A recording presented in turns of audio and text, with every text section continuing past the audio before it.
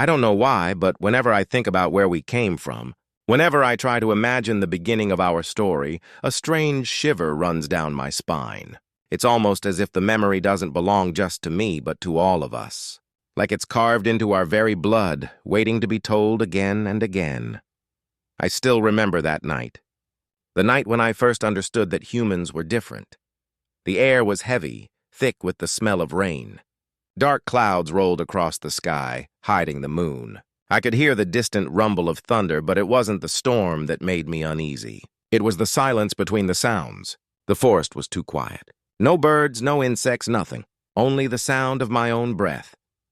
I remember clutching a small torch made from dry wood, the flame trembling as the wind brushed against it. The light stretched across the trees, but it wasn't enough. Every shadow looked alive. Every branch seemed like claws reaching for me. My heart pounded so loudly I thought it would give me away. And then, the whisper came. It wasn't from a person. It wasn't even from something I could see. It was the whisper of the night itself, as if the darkness was breathing just beyond my sight. It told me what I already knew but didn't want to accept. We were not alone out there. Our ancestors lived in that fear every single day. Imagine it. You're weak, you're slow, your skin tears easily, your bones break quickly. The world around you is filled with creatures faster, stronger, deadlier. You hear them at night. The low growl of a predator, the sudden crack of a branch under heavy steps, the rush of something moving too fast for you to escape. And you know, you are prey. Back then, humans weren't kings of anything. We weren't rulers, builders, or warriors. We were survivors, barely holding on, always running, always hiding. And the truth is, we almost didn't make it. But here's the part that keeps me awake at night. Something happened. Something no other creature on Earth had. Something so strange, so small at first, that no one, not even the universe itself, could have predicted what it would become. That night, I could feel it. I didn't understand it then, but I felt it. The spark of something, waiting to wake up. I remember sitting with the others around the fire. The flames flickered, throwing shadows across our faces. The fire made us feel safe, but it was a fragile safety. Outside, in the darkness, glowing eyes stared at us, watching, waiting. Every now and then, a growl echoed through the trees, deep and sharp, like a warning. The beasts out there could tear us apart in seconds. We knew it. They knew it, and yet, they didn't come closer. Not that night. Why? Because of the fire. It was the first time I realized we had something powerful. Something that didn't come from our bodies, but from somewhere else. Something invisible. It wasn't in our muscles. It wasn't in our teeth. It was in our minds. That's when the thought came to me, clear as the flame in front of my eyes. What if we are not the weak ones after all? Of course, at the time, it sounded ridiculous. We had no strength compared to the predators. But when I looked into the fire, I saw something they didn't have. I saw more than warmth. I saw more than light. I saw a possibility. The way the flames danced made me think of stories. The crackling sound reminded me of voices. The sparks that flew into the air made me wonder if there was more above the sky than stars. I couldn't stop thinking about what could be, not just what was. That's when I knew. That's the secret. That's why we survived when we should have died. That's why we didn't just disappear like so many other creatures before us. It wasn't luck. It wasn't chance. It was imagination. The others around me that night, they didn't see it yet. They only saw fire as protection. But in my heart, I knew this was more. The fire was a sign, a key, and whoever learned to use it would change the world. Do you feel that shiver down your spine? That quiet voice that tells you there's more to this story? Because there is. The truth is, humans were never meant to be the strongest. But we were meant to be the strangest. And sometimes, being strange is the most powerful thing in the universe. That night was the beginning of something far bigger than survival. It was the moment the universe leaned closer, almost as if it wanted to see what we would do next. And the scariest part? I think we were chosen. Not chosen like heroes in a fairy tale. Not chosen because we deserved it. But chosen because the universe, or maybe something beyond the universe, wanted to see how far we could go. We had nothing, and yet we had everything. We had fear, and yet inside that fear we found courage. We had weakness, and yet in that weakness we found creativity. We were surrounded by death, and yet somehow we began to imagine life. That's what made us different. That's what made us dangerous. Because when you give a fragile, hunted creature the ability to dream, you don't just change its fate. You change the fate of the entire world, and maybe the entire universe. So when you ask me, how did humans become the apex species of the universe? I don't tell you about muscles. I don't tell you about weapons. I don't even tell you about fire. I tell you about that night. I tell you about the silence, the shadows, the fear. And I tell you about the spark that lit up not just the forest, but the human soul. Because that was the moment everything began, and it was only the beginning. I leaned closer to the fire as if its warmth could protect me from the memory. My voice almost dropped to a whisper. You know, humans were not always powerful. We were not the rulers of this planet. We were weak, fragile, and hunted. I paused, letting the silence carry the weight of those words. There was a time when every shadow was a threat. When beasts with sharper claws and stronger bodies walked this earth, and we were nothing more than prey. The sound of the fire cracking mixed with the echo of distant winds in my memory. I could almost hear the growl of predators circling in the dark. We had no fangs, no wings, no armor. We were slow. Our bodies broke easily, and yet we survived. I lowered my voice again, almost like I was sharing a secret with the audience. Do you know how? It wasn't strength. It wasn't speed. It was something else. Something hidden. Something no other creature had. My hands tightened around the story, like holding something ancient and dangerous. Some say it was a gift from the universe. Others believe it was born from our desperation. But there was a night, a moment in time, when everything changed. I leaned forward, staring into the shadows, and that was the moment when the secret of humanity was born. I closed my eyes for a moment, and it felt like I could hear it again, the sound of fear. The crack of branches under heavy footsteps. The rustle of leaves as something circled us in the dark. We were not the hunters, I whispered. We were the hunted. I still remember the way the forest looked. Tall, endless trees stretching into the sky, hiding the eyes that watched us. The air was cold, filled with the smell of damp earth. Every sound made our hearts race. At night, we huddled together, trembling, listening to the growl of predators in the distance. Wolves, lions, giant beasts with strength far beyond ours. One wrong step, and we would vanish. Our bodies were weak. A broken bone could mean death. A single cut could get infected. And yet, even in our fear, there was something inside us that refused to give up. I leaned closer, lowering my voice as though sharing a dangerous memory. Every day was a struggle. Every night was a test, but slowly, quietly, we began to learn. We began to watch, to notice things others did not. My hands shook slightly as if I was back in that world, crouched in the shadows, waiting. It was in that struggle, in those endless nights of fear, that our true power began to wake up. There was one night I can never forget. The sky was dark, heavy clouds rolling across the moon, and the forest was alive with whispers. The smell of wet earth filled the air. We sat together, our bodies shaking, our eyes searching the shadows. That's when it happened. A strike of lightning split the sky, so bright it blinded us. And then in the distance, a tree burst into flames. I still remember that glow. It was alive, wild, dangerous. The fire crackled, and its light danced on our faces. At first we were terrified. Some screamed. Some tried to run, but then something inside us changed. I whispered to myself, what if this could protect us? We reached out carefully, holding branches to the flames. For the first time, the darkness stepped back.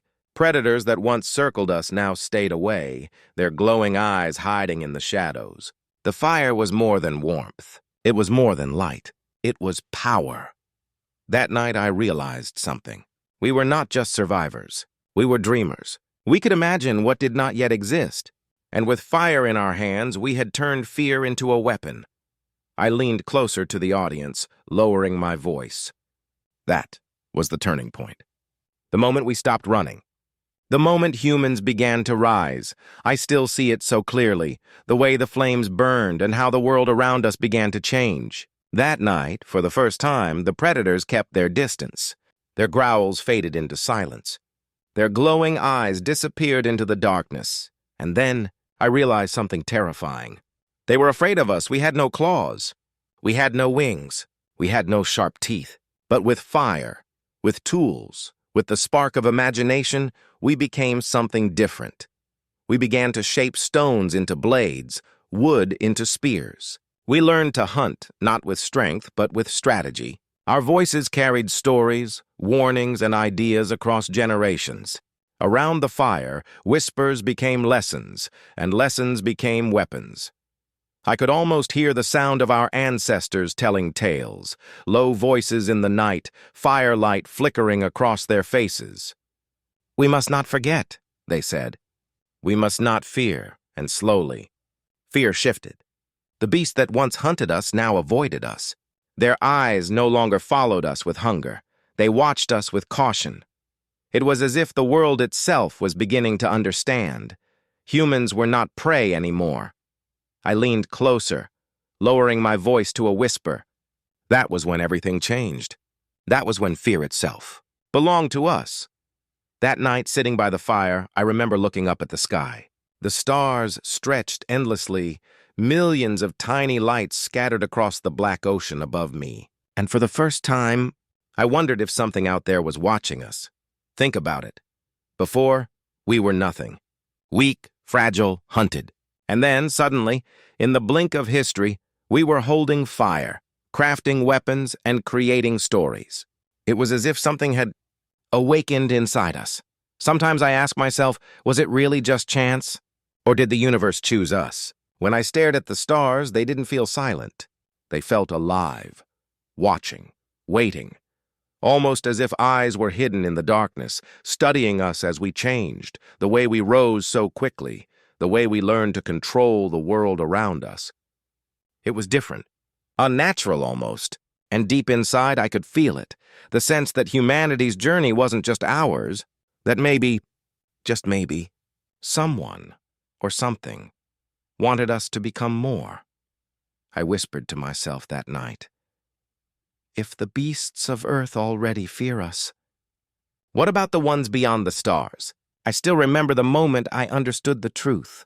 It wasn't fire alone that made us powerful. It wasn't just the tools or the stories. It was something deeper. It was our mind, our ability to imagine what did not yet exist, to dream of things beyond the stars, to take fear and turn it into courage, to take weakness and transform it into strength.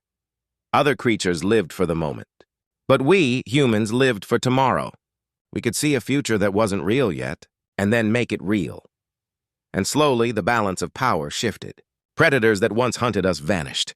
We became the hunters. We shaped the land, the rivers, the skies. We built fire into cities, stories into history, dreams into technology, and then, one night, as I looked at the stars again, I realized something chilling. We are no longer just the apex species of Earth. We are on our way to becoming the apex species of the universe. I leaned closer, almost whispering now. Because no matter what else is out there, nothing dreams the way we dream. Nothing imagines the way we imagine.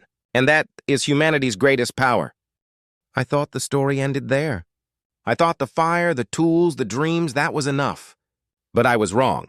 The truth is, our rise was only the beginning of something far more dangerous. Because the universe, it doesn't like to be silent forever. I still remember the night it happened.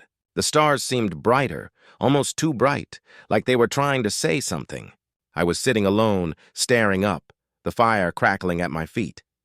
The others were asleep. But me, I couldn't sleep. Something inside me felt restless, like a storm waiting to break.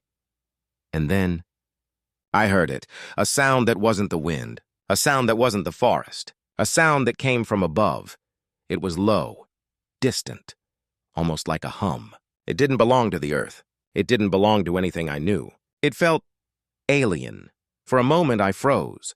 My breath caught in my throat, my skin prickled, and every instinct told me to hide. But then another part of me, the part that had been growing stronger with every story, every dream, leaned closer, curious. What if, I whispered to myself, what if we are not alone?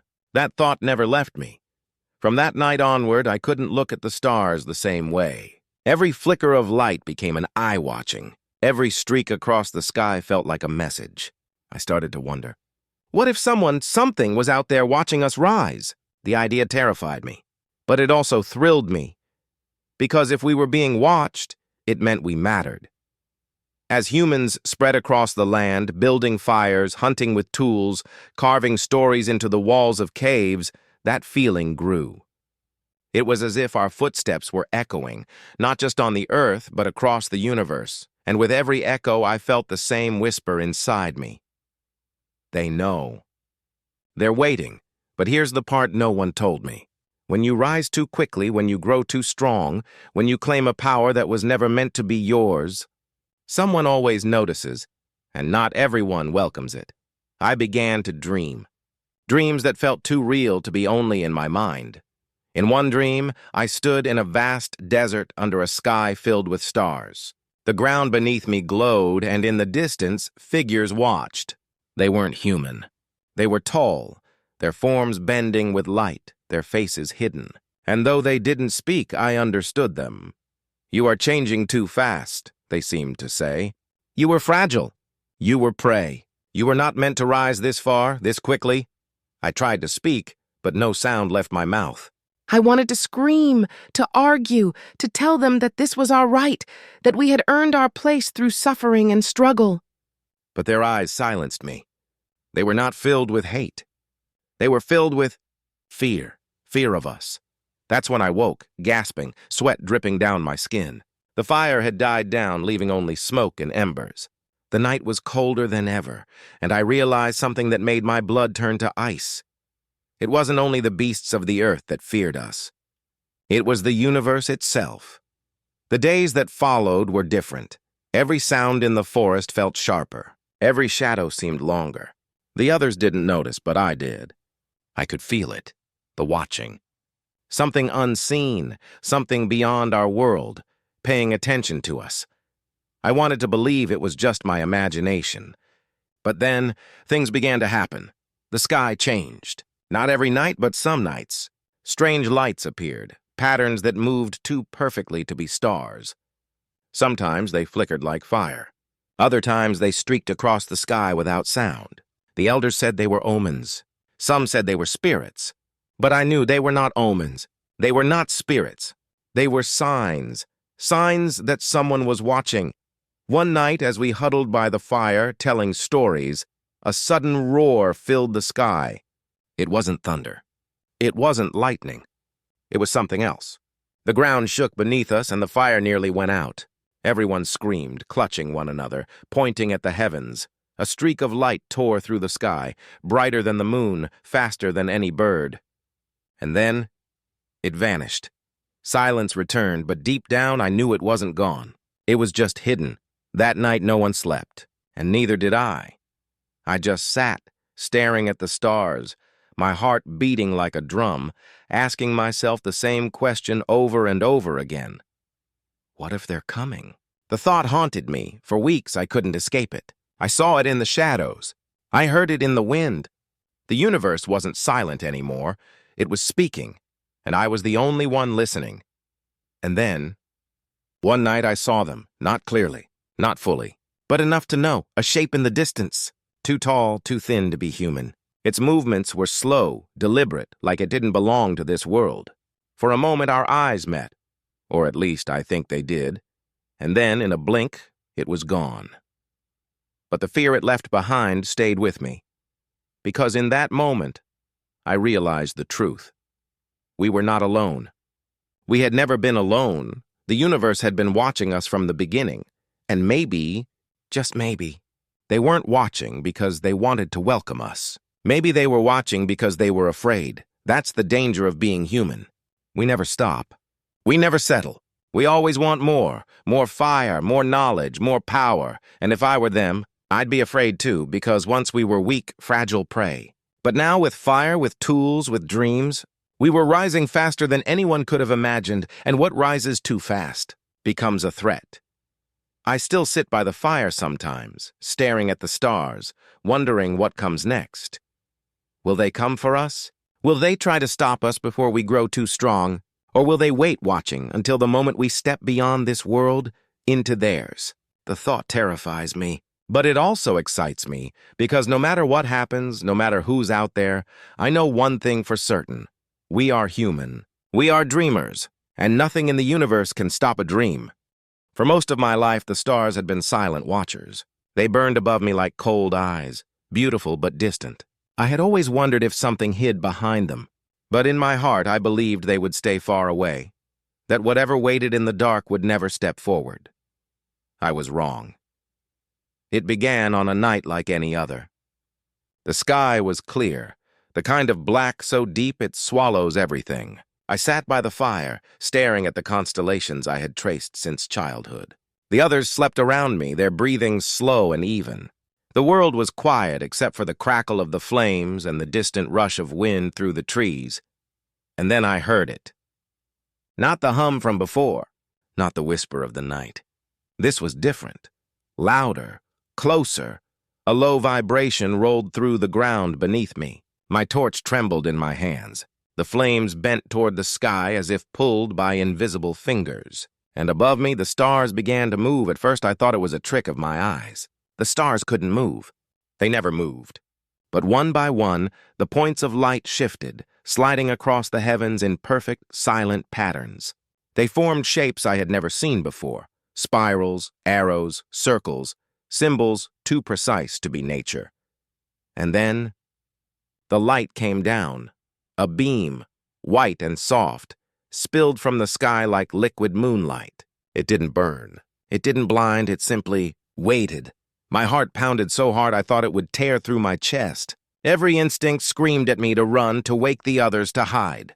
But another part of me, the part that had stared into fire and seen more than warmth, told me to stay. So I did. I stood up slowly, my legs trembling, my hands shaking so hard the torch nearly slipped from my grip. The light moved as I moved, following me, touching my skin with a strange electric warmth. Then I heard the voice. It wasn't like a human voice. It didn't come from a mouth. It came from everywhere, from the air, from the ground, from inside my own head.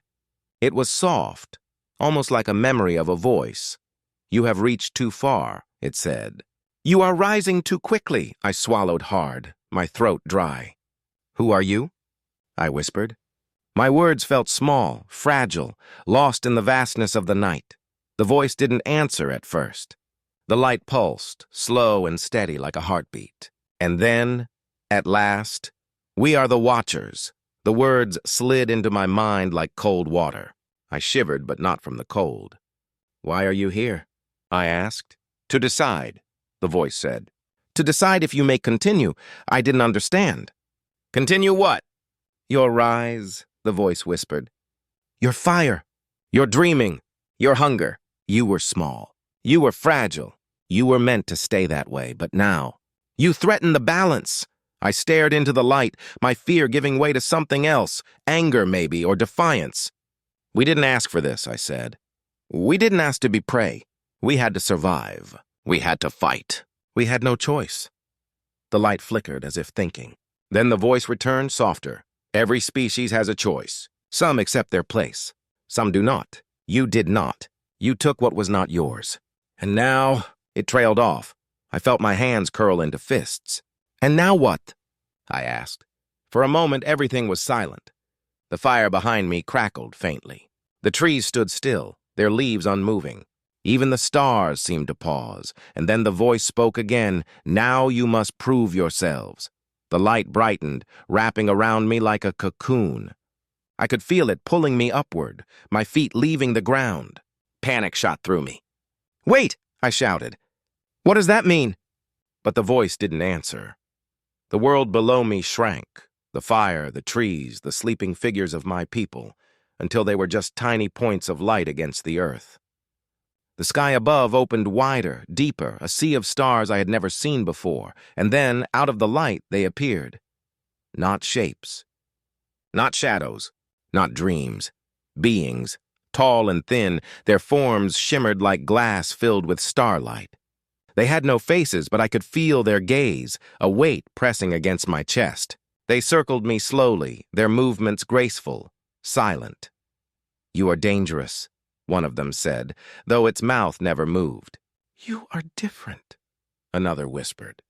I tried to speak, but the words caught in my throat. My heart was a drum inside my ribs.